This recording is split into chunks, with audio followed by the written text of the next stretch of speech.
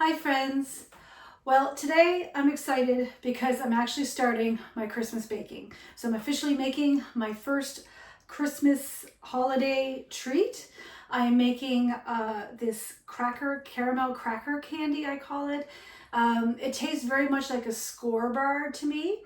It's made with the saltine crackers, and what I'm excited about is because up until now I just had regular saltines, and then for the past couple of years I stopped making this because saltines are not gluten-free, and I couldn't find gluten-free ones until this year. I noticed my Sobe started carrying this brand. I don't even know how to pronounce it. SCHAR, but there's the two little dots over the A. And so they look like saltine crackers, and I had a little nibble, and they do taste pretty much like a saltine cracker. And so great, they're made with rice, I believe.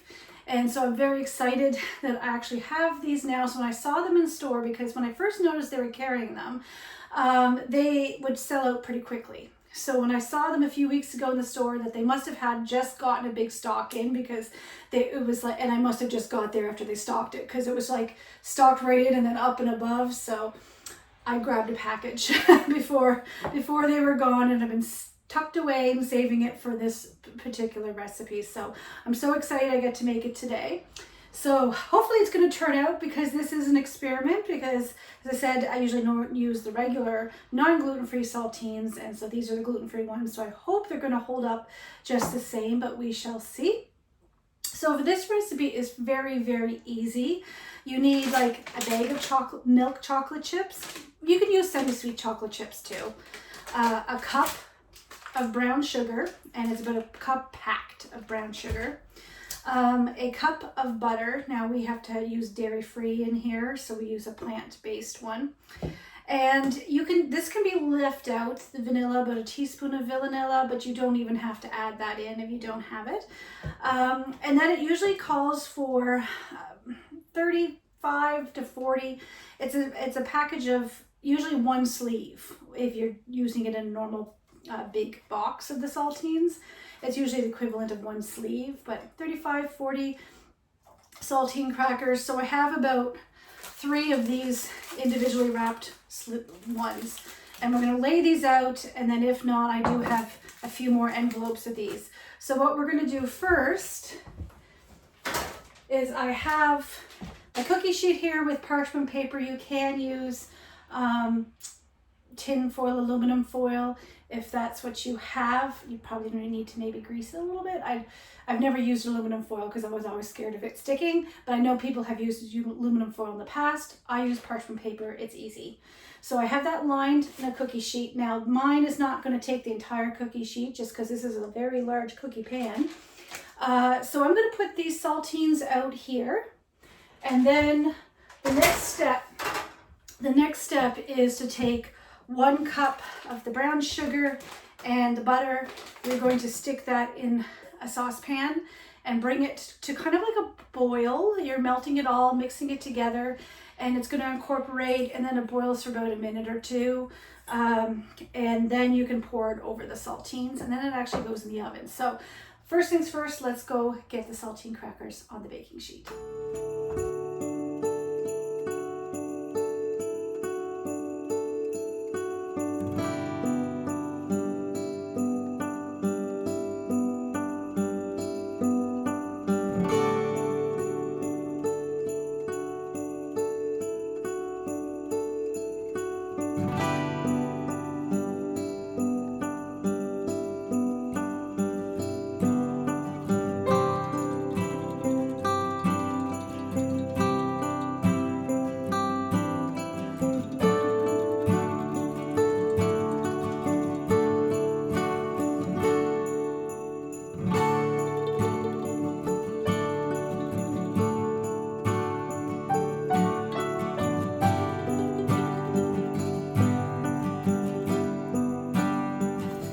So I'm just melting this all down, and it's going to come to like a boil and a bubble, and I'm going to cook it for about a couple of minutes, and then I'm going to remove it from the heat, And once I do that, I'm going to stir in the teaspoon of vanilla.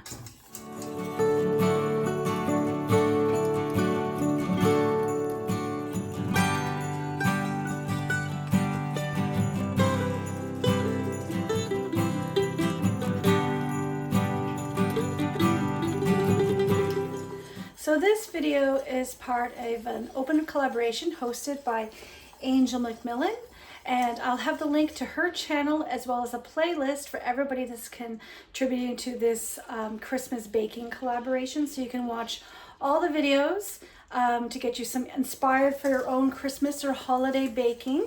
And I will also have the recipe down below with the ingredient list and everything in the description box, so you can try this out yourself. So I hope you really like it. As I said, this tastes a lot to me like a score bar, if you're familiar with those. And I think having the saltine in it is what makes it from not being too hard when you're biting into it. So this is coming up to a boil now. So I'm just going to stir it. It's been a few minutes, and now I'm just going to stir it for another minute or two.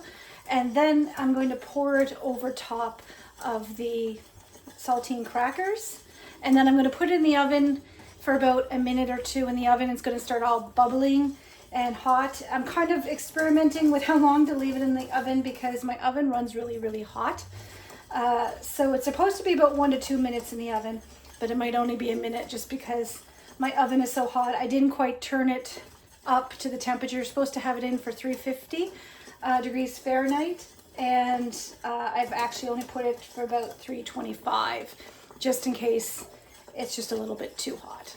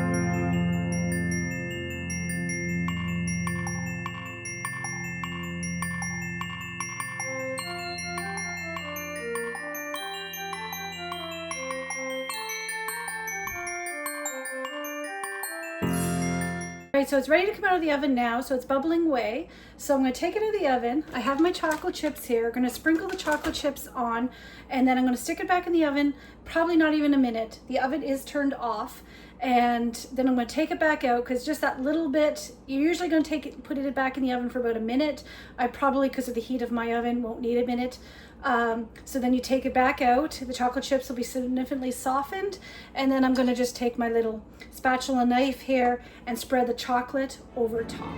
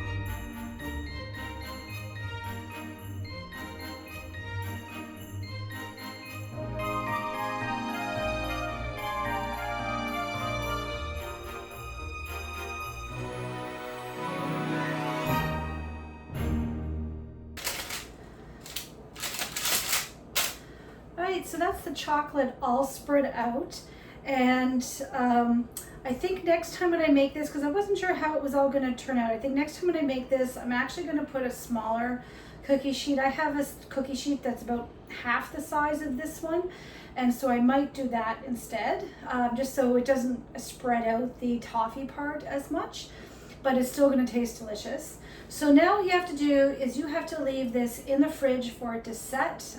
You can wait to do that overnight, or you can put it in the freezer too. So it's going to take several hours, even in the freezer, to get it nice and set. You don't want it too soft in that, because once it's set, and then you can break it off by hand, and you're just going to snap it off with your hand by pieces. I mean, you can cut it if you want, but usually I just kind of break it off in rough pieces.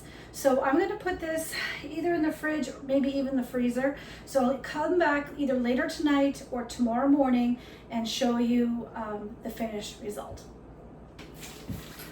All right, so it's been several hours and I had it in my freezer, so it is well set. Now, I will say that the chocolate is kind of mixed in with the caramel sauce, and that normally doesn't happen. And I think it's just because I used too big of a pan, so for the amount it was supposed to be, so I probably next time will just do the smaller pan. But it's nice and set there. So what I'm going to do now is I'm going to break it up into pieces, and I can just do that just by like hitting a little meat mallet will break it up too, but just pulling it apart will break it. And then I'll just put it in like a cookie tin or on a plate, and it's going to be really, really delicious. I kind of had a little bit of nibble off the corner of it already, just testing to see if it was set, and it's all ready to go, so it tastes really, really good.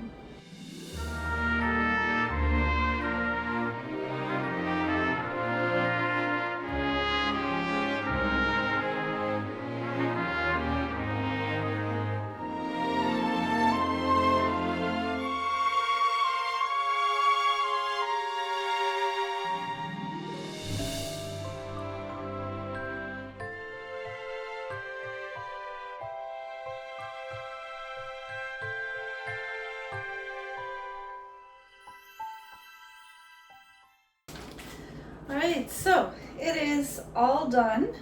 So I've broken it all off into little pieces here. So let me just try a little bite of it here on camera.